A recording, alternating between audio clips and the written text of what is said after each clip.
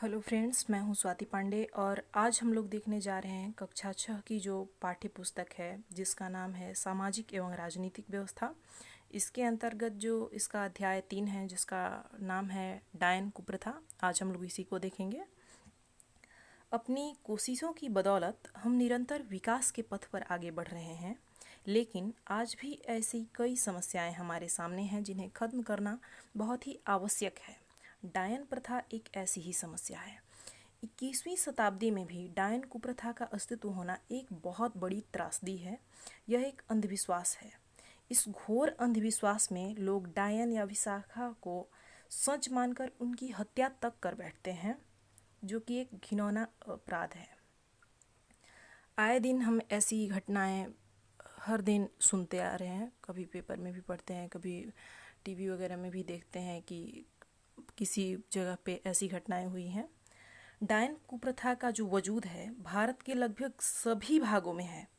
अलग अलग जगहों में यह अलग अलग नामों से जाना जाता है। जैसे तेलुगु में इसे दयान के नाम से जाना जाता है, कन्नड़ में पिशाच के नाम से व गुजराती में डाकिन के नाम से जाना जाता है। औरतों को प्रायः डायन कहा जाता है तथा पुरुषों को विसाह कहा जाता है। मान्यता ये है कि ऐसे लोगों के पास ऐसी शक्ति होती है, जो डायन या विसाखा होते हैं, इनके पास ऐसी शक्ति होती है जो कि तंत्र विद्या के द्वारा किसी दूसरे के मन मस्तिष्क पे या शरीर पे अपना अधिकार कर बैठते हैं या फिर उन्हें कष्ट पहुंचाते हैं। ऐसा लोगों का मानना है, ऐसा अंधविश्वास है। या फिर उनके पास कोई ऐसी शक्ति है जिससे वो किसी को बीमार कर सकते हैं, किसी की जान ले सकते हैं।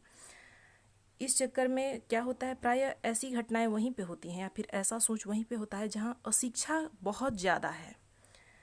और इस चक्कर में जब भी किसी को गांव में कुछ होता है, कोई बीमार होता है या किसी के घर कोई मृत्यु होती है, तो लोग कहीं और न जाके या फिर इसकी तह तक नहीं जाके कि भाई मृत्यु किस वजह से हुई, इसकी तह तक नहीं जाके किसी ओझा गुणी या तांत्रिक के पास चले जाते हैं और वहाँ पे इसका कारण ढूंढने का प्रयास करते हैं। और वो जो तांत्रिक होता है कई बार अपना जो तात्कालिक फ़ायदा होता है उसके लिए किसी ऐसे व्यक्ति को या किसी ऐसी महिला को जो कि पहले से ही कमज़ोर है समाज में, या फिर जिसके घर में कोई मुख्य व्यक्ति नहीं है, कोई प्रभावशाली व्यक्ति नहीं होता है। आमतौर पर ऐसी महिलाएं जिनके पति मर चुके होते हैं या फिर जिनके घर में कोई उनका बेटा नहीं होता है, तो उनको डायन घोषित कर देते हैं। और उसके बाद क्या होता है कि लोग उसको मारते हैं, उसको प्रताड़ित करते हैं, उसको गांव से निकाल तक देते हैं, जो कि बहुत गलत है। इसका डायन विशाखा का या फिर इस तरह की जो घटनाएं होती हैं, इनका कोई हकीकत से कोई वास्ता नहीं होता, इनका कोई अस्तित्व ही नहीं है। यह केवल सामाजिक कुरीति है, अंधविश्वास है। अशिक्षित लोग जो हैं इसमें इन तथ्यों को बहुत बढ़ा चढ़ा कर पेश करते हैं और समाज में भ्रम की स्थिति पैदा करते हैं। सच पूछा जाए तो डायन विशाखा के अस्तित्व को स्वीकार करना समाज की बीमार मानसिकता का परिचायक है। किसी भी समस्या के समाधान के लिए लोग अज्ञानतावश उसकी तह तक नहीं जाते और पूर्वाग्रह से ग्रसित होकर अन्यत्र भटकते रहते हैं। विज्ञान के विकास के साथ यह तथ्य बिल्कुल स्पष्ट हो चुका है कि इन अंधविश्वासों का अपना कोई अस्तित्व नहीं होता है, ये अस्तित्वहीन होते हैं। अब इसके आगे है कि डायन विशाखा जो अंधविश्वास है, इनको ख़त्म करने के लिए कोई सरकारी प्रयास किया जाए या फिर किया गया है या नहीं। तो इसमें देखते हैं कि सरकार द्वारा बहुत सारी जागरूकता अभियान चलाए जाते हैं, नुक्कड़ नाटक चलाए जाते हैं, समाचार पत्रों में ऐसी घटनाएं होती हैं, इनके लिए जागरूकता का वो हेडिंग दिया जाता है कि कैसे किस जगह पे क्या होता है। उसके बाद पाठ्य पुस्तकों के माध्यम से, जैसा कि हम लोग देख रहे हैं इसी में जो चैप्टर बनाया हुआ है डायन कुप्रथा, इन चीज़ों के माध्यम से भी लोगों में जागरूकता फैलाई जाती है। आगे इसका नेक्स्ट पॉइंट है, डायन प्रथा को समाप्त करने के लिए 2001 में कानूनी रूप से निम्न प्रावधान किए गए हैं।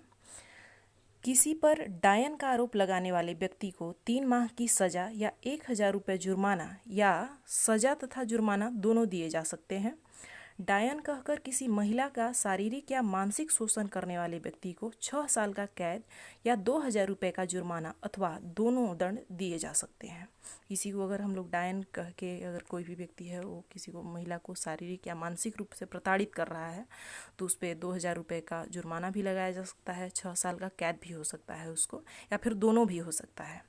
किसी को डायन के रूप में पहचान करने के लिए साक्ष्य प्रस्तुत करने अथवा समाज के अन्य लोगों को उकसाने या षड्यंत्र करने वालों को 3 माह की सजा या 1,000 रुपये जुर्माना अथवा सजा तथा जुर्माना दोनों दिए जा सकते हैं।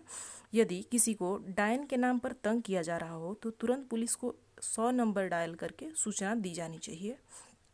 प्रखंड स्तर पर बाल विकास पदाधिकारी को प्रचार प्रसार करने के लिए सुरक्षा अधिकारी बनाया गया है।